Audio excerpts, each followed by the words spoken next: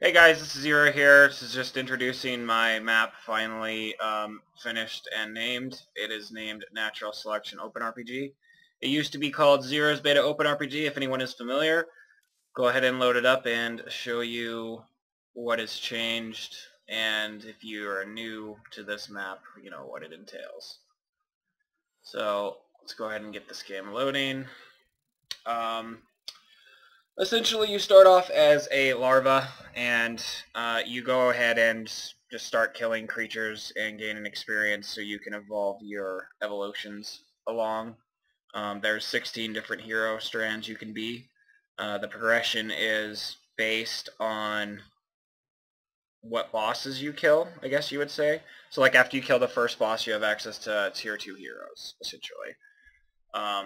In a moment here, the larva will spawn, and I can start talking about some of the systems of the game.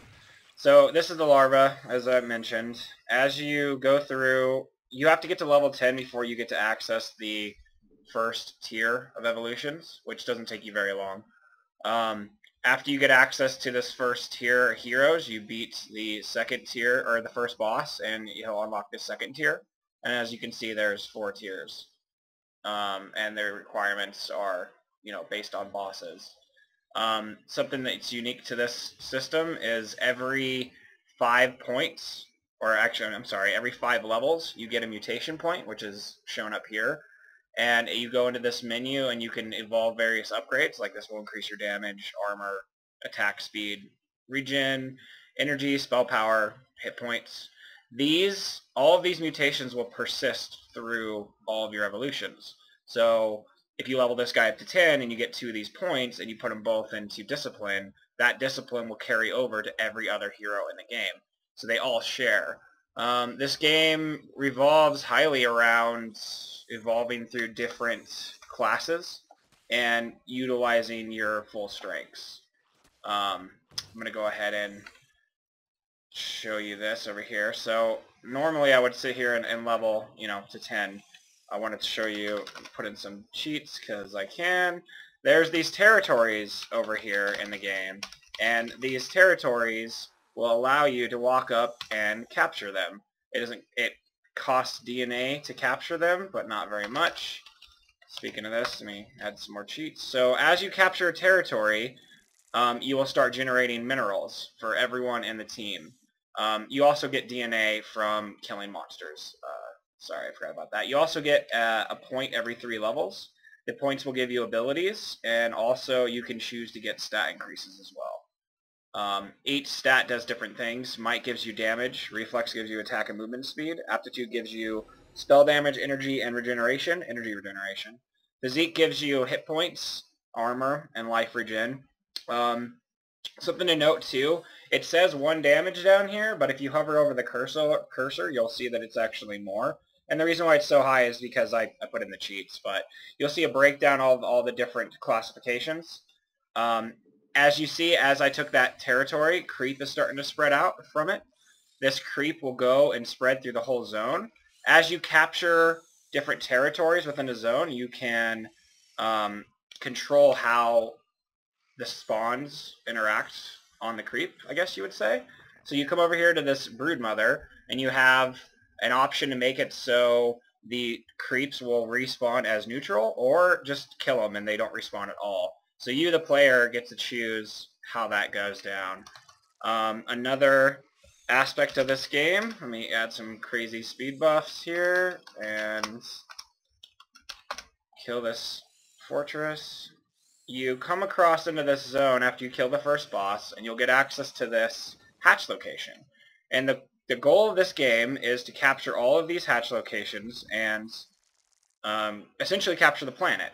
So after this finishes building, you'll get access to Nidus worms that connect the different bases together. And also, this is your main hub, and you will get access to a swarm queen, which will pop up right here. And when she gets created, we'll go into details describing how that system works. There is multiple boss fights. I also forgot to mention, you can only get 5 levels off of whatever mob you're fighting. So, for instance, this is a level 19 bird. Well, you would only be able to get 5 levels off of this. So if you were level 24, you wouldn't be getting any more experience off of it. So this forces players to go into other zones. If you find the mobs are too strong in a certain zone, you should either upgrade to your next tier evolution or level a previous. There may be more grinding. The grinding is going to be based on how many mutation points you want. You also have this entire system called mutagenic enhancements, and these are pretty much the items in the game. These ones here drop from any kind of rare monster. Each zone has a chance to spawn a rare monster, and how you spawn them is based on certain preset conditions, and that's what these hints are here for. So for instance, the Alpha Ursadak, it'll give you the name of the zone, show you that it's a might enhancement that gets dropped, is a womanizer, and the name of it. And the womanizer just means you kill the female versions of the Ursadak. It's just a funny reference. As you go through, you can get these, you get the items, and these items will save to the bank, but they're only once per hero. So you'd have to, if you want the item again, you'd have to kill the rare mob again with whatever hero you're fighting. These slots down here indicate boss items. So you have boss 1, 2, 3, 4, 5, and 6. Each boss has 3 variants of the items. So you beat him on normal mode, you'll get a green item. You beat him in challenge mode, you have a chance to get a blue or a purple. And it's, you know, like WoW and everything else, the items scale that way. As you come to the Swarm Queen, coming back on track on this, this houses an army control system. Now what that means is you spend your resources up here to unlock unit tech. So just, you know, these are the units you can choose from. You can also increase the cap. And what that means by the cap is as you go down here to army control, you'll have a 0 out of 20 for Zerglings. You'll have 0 out of 10. As you can see, you can increase that total cap. As you, oh, I'm sorry. Also, you can come down here and purchase upgrades for these as well as global attack and armor upgrades.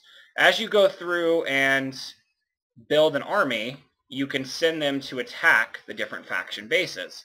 And there is 4 different faction bases. Now keep in mind, once you send out an army, a counter army will also spawn, and it's your job as the hero, kind of being generals, to follow the army and assist it. All heroes will do 50% less damage to army units, so you have to keep that in mind. Also, every 15 minutes of the game, scouting parties will be sent out from a random faction base. Those scouting parties will go and try to capture any territories you have and try to take the planet back from you. They'll also attack any kind of hatch location you have, so you have to be aware of that. After you beat a boss in normal mode, you will be able to spend some of your resources to do a challenge mode to fight him to get the better items that I was talking about earlier. Let's see. I think that about sums it up. There's various quests that you can do. I wouldn't rely too heavy on it. I am planning on doing more of a story element, but I'm not a writer, and I'm looking for someone who is interested in doing it. Other than that, thank you for watching, and I hope you enjoy it. Bye-bye.